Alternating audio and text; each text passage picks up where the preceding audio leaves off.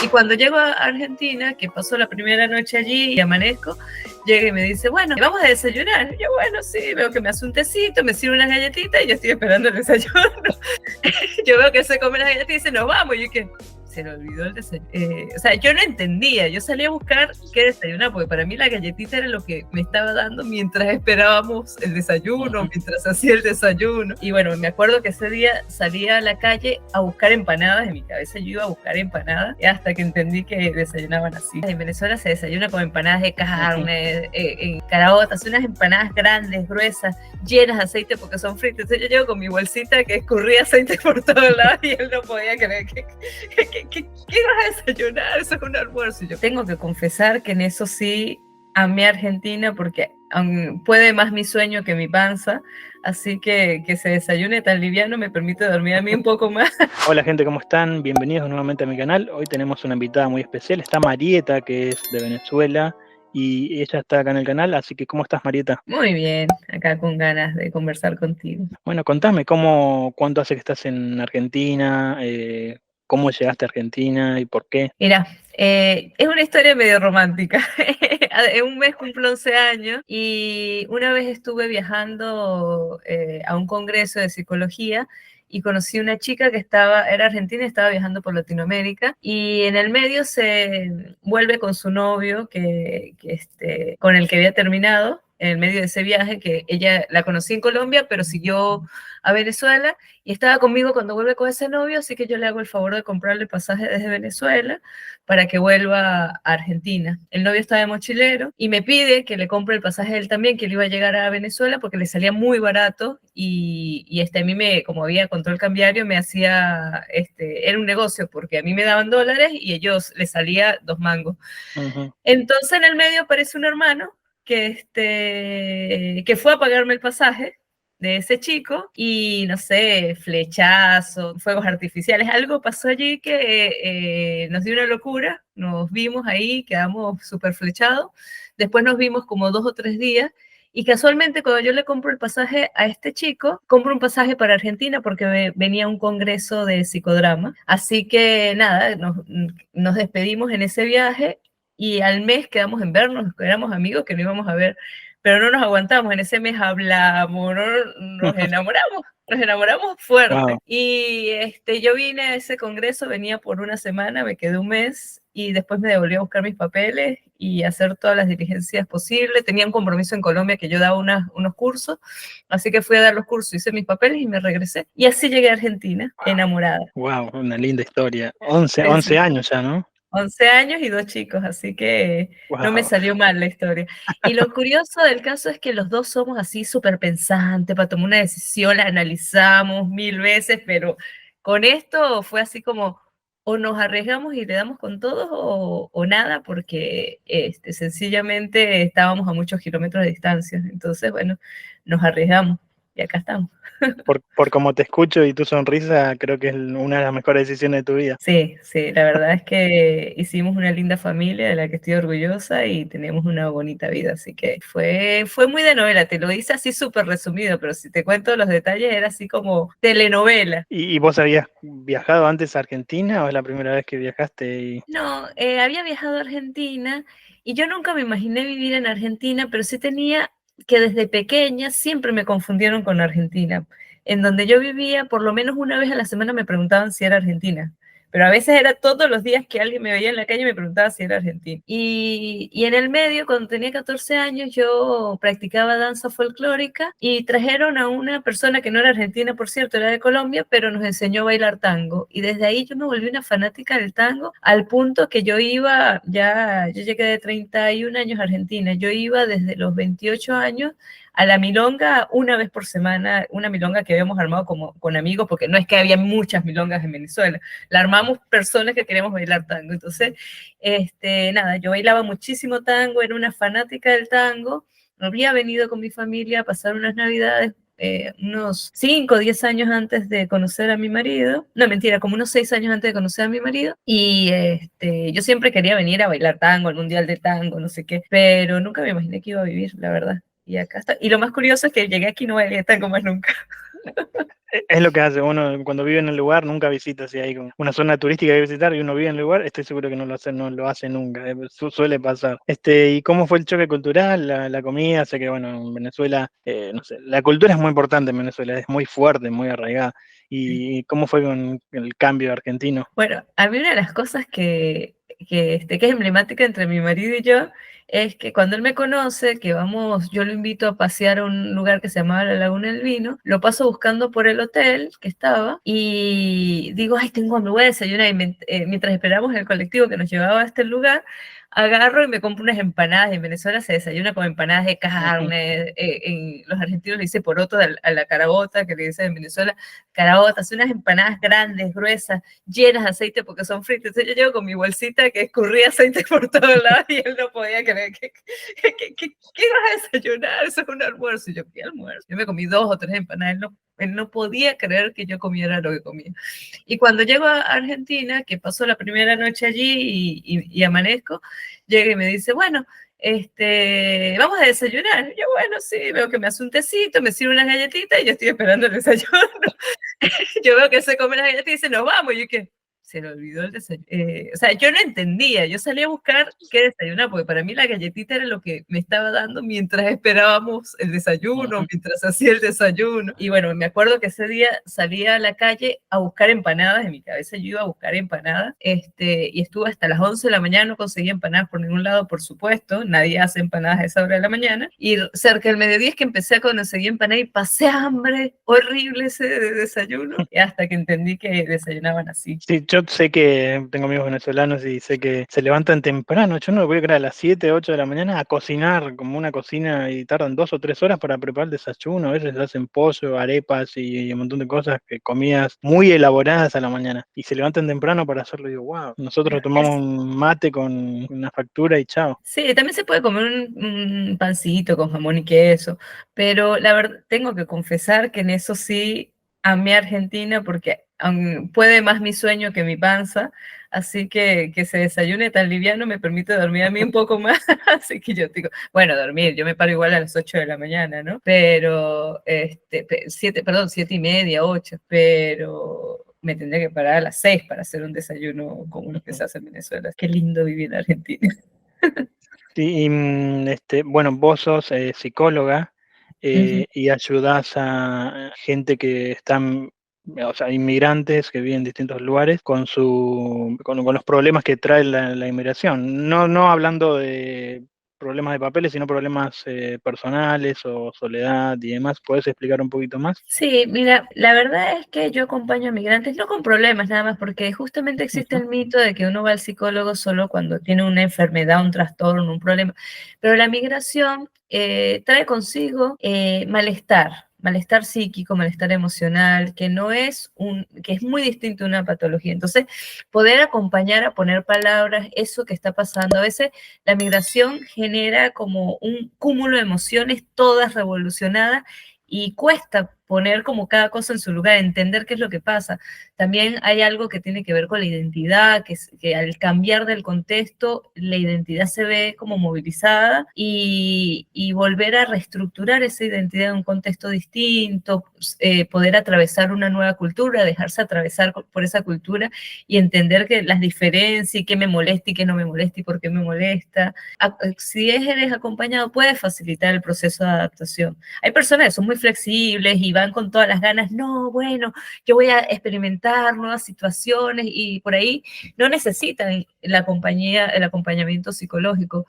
Pero hay personas por ahí que están muy arraigadas a su país de origen, que vienen tal vez de una migración forzada o no, simplemente tenían unas expectativas y no se les cumplió la migración y esto los tiene movilizados y como que a veces la migración genera como retroceso, como que te cuesta volver a sentirte quién eras en tu país de origen. Es muy común esto que decías, ay, pero yo solía ser una persona extrovertida y echada para adelante y aquí como que siento que no soy, no me hallo. Bueno, poder acompañar a las personas desde allí es a lo que me dedico. Sí, yo creo que todos los que somos inmigrantes en otros países, y a mí me pasa, bueno, con el tema del inglés, ¿no? Que es muy difícil adaptarse a un nuevo grupo de personas que hablan otro idioma, con los temas son distintos, no sé, por ejemplo, los que yo trabajo hablan de fútbol americano, yo no tengo ni idea del Claro. fútbol americano, y es muy difícil participar e introducirse en ese tipo de grupos porque tienen otro tipo de cultura, pero bueno, hay gente que lo toma bien, gente que lo toma mal y gente que, bueno, se siente rechazada, pero... La gente hace lo que puede con las herramientas que traes. A algunos se les facilita, a otros se les dificulta. Pero sí es cierto que sobre todo cuando hay un idioma distinto es más difícil. Yo recuerdo que a mí me daba mucha angustia hablar con argentinos cuando llegué. Recién llegaba y mi marido me invita a una cena con sus amigos más cercanos, con sus parejas, y yo estaba como abrumada porque sentía que no era español.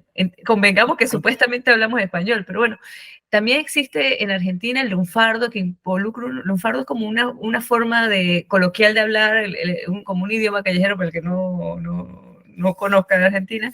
Entonces, hay algo de eso, de ese lunfardo, que a mí se me hacía tan extraño que me dificultaba entender el idioma, entender, seguir la conversación. Para mí era un esfuerzo, de hecho me agotaba, me daba sueño temprano.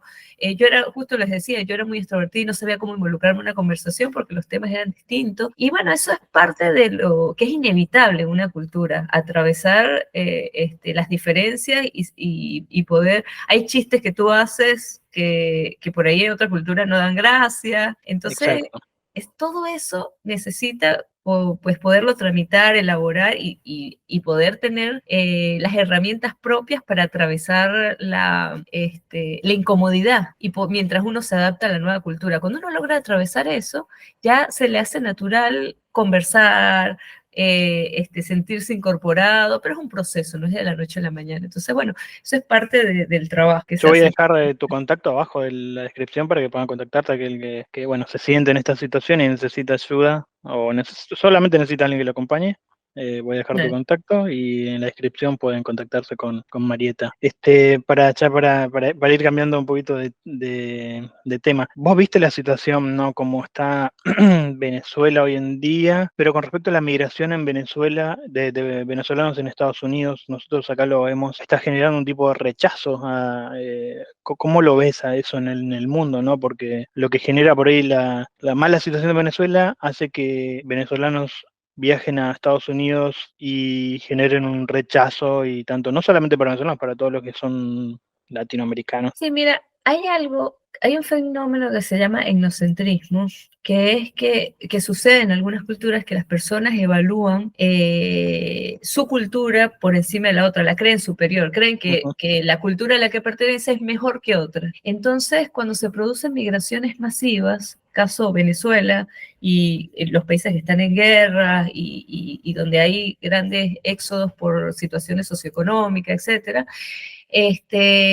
las personas reciben, hay países que acogen a un montón de migrantes de forma masiva y hay algo de lo que no se habla y es que quienes reciben también sienten un duelo producto de la migración, porque llegan los migrantes en masa con su cultura, con su forma de ver el mundo, con su forma de hacer las cosas y empiezan a habitar esos espacios y resulta que las prácticas culturales de una población se van evidenciando en los negocios que aparecen, la forma que se comunica. Entonces, quienes vivían en un lugar también se sienten como de alguna manera desplazados y tienen que adaptarse a que llegó una cultura nueva y tienen que recibir el choque cultural que le produce esas nuevas prácticas de la cultura.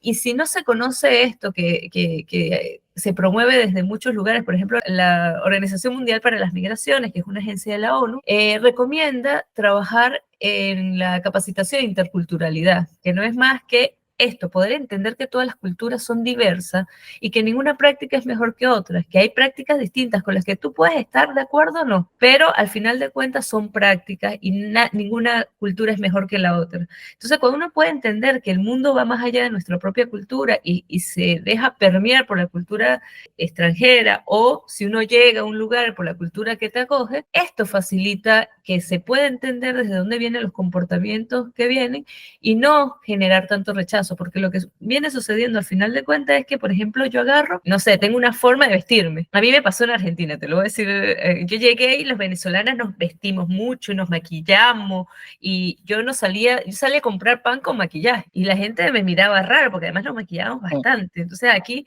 la gente te evalúa desde su cultura. Esta se pinta más que una puerta, o mira, parece, no sé, que algo despectivo, pero tiene que ver con una práctica cultural. Cuando entiendes que es que en Venezuela el estereotipo de belleza es de una manera. De hecho, yo llego a Venezuela, yo ya no me maquillo, me maquillé para venir acá, pero en Argentina yo ya no me maquillo, porque hay algo de estas prácticas culturales que las incorporé, no es necesario. En Venezuela yo no paso más de 15 días, ya me siento que me tengo que maquillar porque siento que estoy siendo mal vista. Entonces hay algo de eso que si uno lo evalúa sabiendo de dónde viene, ya no te genera rechazo. No estoy evaluando desde los mismos juicios o valores de mi cultura. Puedo entender que hay otras culturas y que se valoran cosas distintas. No sé si me volví muy Sí, profunda y analítica con el sí, tema. yo creo que es exactamente lo que estás diciendo está pasando ahora en Reino Unido con los migrantes, por eso hay tanto también protestas y lo que pasó en las últimas semanas de protestas todos los días contra la inmigración masiva. Y yo creo que porque las culturas entrantes, las culturas que entran, están tratando de imponer su cultura o tratando de imponer sus costumbres, y bueno, eso afecta también, como decís vos, a la gente que vive ahí. Yo creo que no, nadie trata de imponer nada, la gente hace lo que puede hacer desde su lugar de referencia. Hay un fenómeno que sucede, es que los migrantes, cuando nos movemos de país, suele, como te decía, afectarse la identidad. Entonces lo que hace es que se agarran de lo que conocen y lo abrazan, porque tiene que salir adelante y sus muletas son las referencias que tiene. Entonces, mientras se dejan permear por otra cultura, por ahí se aferran a algunas tradiciones, algunas prácticas culturales, y por eso te digo, si es visto como una imposición, va a generar rechazo. Si es entendido como que los migrantes hacen lo que pueden, eso es lo que conocen, no pueden asumir una cultura distinta de inmediato porque es que no la conocen. Se tiene que dejar permear, tienen que también masticar esa cultura y ver qué tomo y qué no tomo. Y ahí se va a producir esta adaptación y esta mezcla. Fíjate que en el caso de Venezuela hay un fenómeno, no sé si lo has visto por allá, eso, ahorita me contás, con los tequeños. Los tequeños se convirtieron, es una comida venezolana que es como un palito así enrolladito, como un dedito, envuelto de queso, que no es mozzarella, sino es un queso específico de Venezuela, envuelto en harina. Los tequeños en el mundo han dado la vuelta y casi que se han convertido en los panchos, hot dog, perro caliente, como lo llaman en los países del mundo. O sea, los están incorporando que ahora en los cines los venden, en todo el mundo. O sea, entonces, hay algo de esta interculturalidad que los pequeños no fue que alguien fue y los impuso. Alguien compartió su práctica y otros la fueron tomando y ya se empieza a mezclar en la nueva cultura. Eso es lo que pasa con la interculturalidad. No perder la cultura propia, pero sí poderse dejar permear por otras prácticas culturales y aceptar como que, bueno, me gusta, y no por eso dejo de ser menos argentino, venezolano, británico, o o la nacionalidad que pertenezca. Sí, por ahí, por ejemplo, una de las cosas que a mí más me sorprendió, no digo que no me gusta, es que, por ejemplo, acá en Estados Unidos, la policía y el ejército, por ejemplo, aquellos que tienen la cultura del Islam, les permiten usar con uniforme, el turbante en la cabeza, no sé cómo se llama turbante o no, pero es No sé, el sí coso sé ese en cuál la es. cabeza, sí. Y Se me han fue el nombre. cambiado el uniforme, o sea, yo que vengo de la rama del ejército en Argentina, el uniforme es intocable, por eso es algo uniforme. Y cuando hay una diferencia, uniforme de una sola manera, de una sola forma, y en este caso han logrado ver una diferencia porque es de otra religión.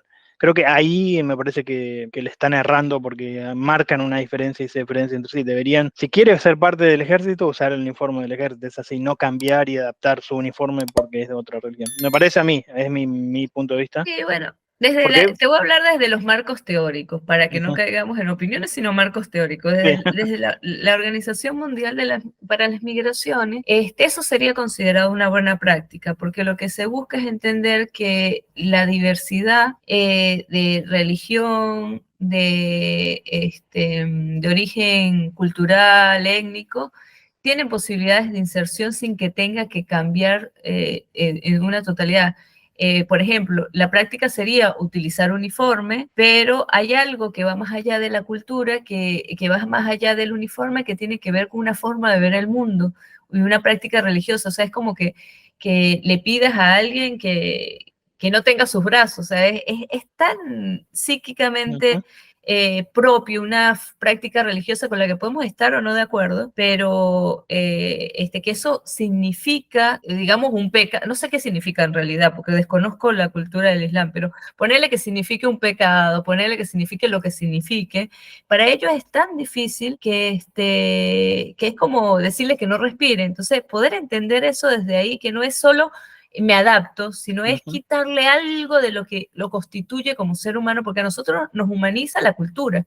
Sabes que se han descubierto personas que quedaron abandonadas de niños en los famosos niños lobo, los niños, ha habido niños gallinas, niños que han sido criados por animales, que luego que los consiguen después de los 7, 8 años, no logran tener una vida como humanos, sino como podrían llegar a adaptarse, pero no logran desarrollar el lenguaje ni nada, porque a nosotros lo que nos humaniza es la cultura. Entonces, fíjate que es tan constitutivo en nuestra identidad, nuestras prácticas culturales, el entorno que crecemos y el entorno religioso, espiritual, todo eso que nos conforma, que pedirle a alguien que deje de hacer eso para que se adapte a algo es como decirle que deje de ser el ser humano que es. Entonces, dentro del OIM se promueve estas prácticas interculturales, que se pueda entender que hay cosas que se pueden adaptar y otras que no. En este caso, uniforme lleva a todo el mundo. Ahora, que pueda llevar alguna variedad según algo de la expresión de su cultura, bueno, podemos estar de acuerdo o no, pero es como quitarle la constitución de su humanidad. Desde allí se promueve la interculturalidad, porque al final de cuentas somos seres humanos todos que estamos sobre la tierra y cada uno nació en una lotería en un país distinto y tenemos formas de ver el mundo distinto, pero cuando nos vamos consiguiendo también nos podemos ir adaptando a poco, pero es un proceso siempre, ¿no? Y siempre hay cosas que se pueden y cosas que no se pueden. Muy interesante, la verdad que la charla está siendo muy profunda y me gusta. ¿Cómo, quería preguntarte, porque también antes de cambiar de tema, cómo surgió esta idea de ayudar a los migrantes? ¿Es algo que ya lo venías planeando antes de llegar a Argentina? ¿Surgió en Argentina? ¿Es tu medio de vida hoy en día? Sí, es desde mi propia experiencia. Yo cuando llegué a Argentina la pasé muy mal en temas de adaptación porque me costó mucho.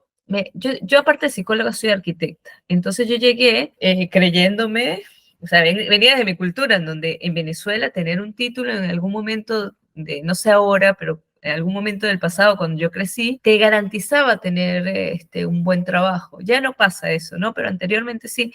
De hecho, yo me gradué de arquitecta y salté a ser jefa de una cosa así, pero así solo por tener el título, ¿no? Entonces, yo llegué así con mis 2 títulos, muy creyéndome la gran cosa, y esa fue la primera cachetada cultural que me dio Argentina, como ¡pam! El título no sirve para nada si no tienes experiencia en cosas muy específicas. Entonces, bueno, para mí fue todo un proceso aceptar eso, porque sí, yo conseguía posibilidades de trabajo y primero yo no me fui en el momento en que la gente se va por un problema socioeconómico, yo me voy porque me enamoro.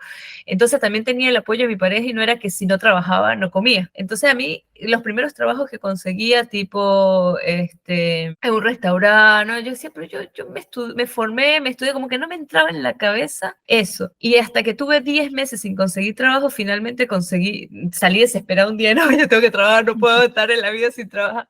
Y me voy a Calle Florida, que es una calle de acá para los que no conocen, y venden show de tangos, paseos turísticos. Entonces ahí conseguí mi primer trabajo, que era paradita en la calle con un cartelito persiguiendo turistas para convencerlos de venderle un paquete turístico y para yo ganar una comisión, sin ningún beneficio, pasando frío, sol, calor, no sé qué, en la calle. Entonces, llegar a ese punto de poder aceptar de que los títulos no importaban nada, sino que yo necesitaba adaptarme al lugar que venía, darme a conocer, y incorporando culturalmente, porque además yo no llegué tan chiquita, yo llegué de 31 años, entonces me pasaba que no tenía la experiencia que esperaban para mis 31 años, que empezaba la carrera de psicóloga en ese momento, y de arquitectura estaba dejándola atrás, entonces era como un momento muy raro, porque no tenía la suficiente experiencia en una y tampoco quería trabajar en lo otro. Entonces, bueno, nada, poder entender eso, hacer ese duelo de mi profesión, entender que mi posición como migrante era otra, que tenía que hacer todo un proceso para construir lo que ya había construido, me costó un montón y lo sufrí mucho. Y entonces, una vez que yo estuve trabajando en mí, que fui descubriendo todo lo que implica la migración y le fui poniendo nombre a lo que me pasaba, le decía, no, esto no es que me pasa a mí, esto es propio de la migración.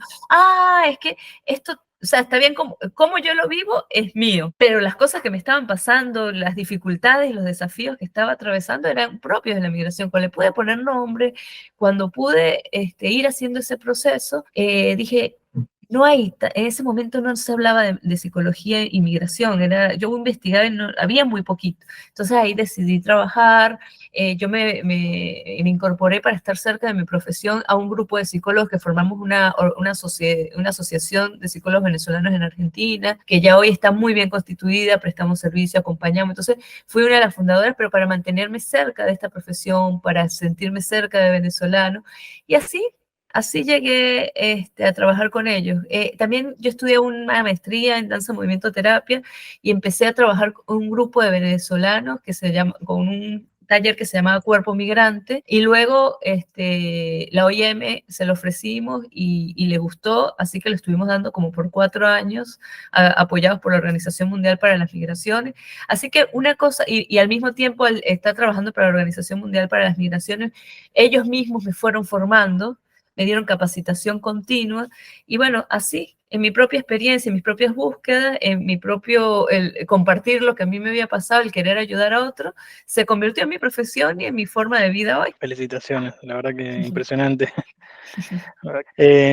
Con respecto, ya para ir finalizando, que para aquella gente que quieren mudarse a Argentina o tienen idea de viajar a Argentina, ¿cómo ves Argentina de acá en más? ¿Cómo lo ves vos? ¿Cómo venís que hoy en día convendría ir a Argentina, pensar en mudarse a Argentina? Mira, no lo sé, porque yo creo que en este momento estamos en un momento de incertidumbres, que realmente no se sabe a dónde va a ir Argentina. Sabemos que hay un deterioro económico, sabemos que la vida está mucho más cara de lo que era antes. Yo recuerdo que cuando yo le decía a mis amigos, vénganse para acá, era que con un sueldo mínimo la gente podía pagar un departamentito chiquito y vivir justito, pero en Venezuela eso no alcanzaba, pero ni para una habitación.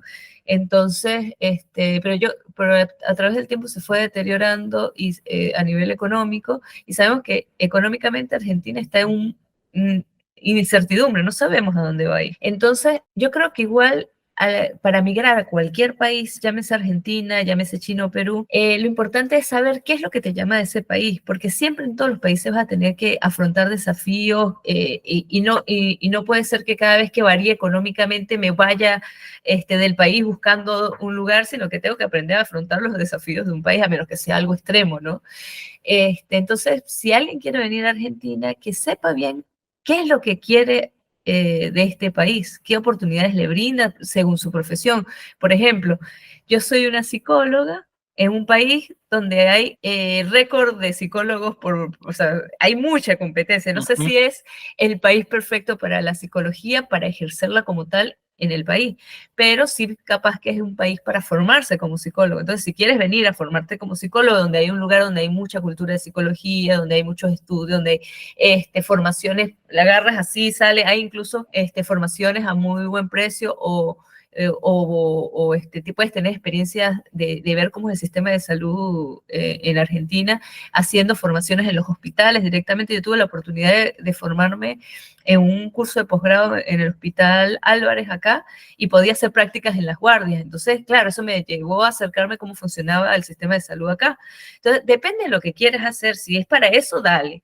Si es para buscar tener cercanía con cierto tipo de cultura que se produce acá, también. Entonces, siempre es tener muy claro qué es lo que me puede ofrecer el país, que hace un diferencial que me permita hacer un esfuerzo para adaptarme a ese lugar, más allá de la situación económica, política, social, y si yo comulgo o no con la situación económica, política y social del país que elijo. Creo que pasa por ahí, porque después pensar en los vaivenes de la vida, un país puede estar muy bien hoy y mañana pasa algo, hay un golpe de Estado y de repente está en una dictadura. Entonces ¿verdad?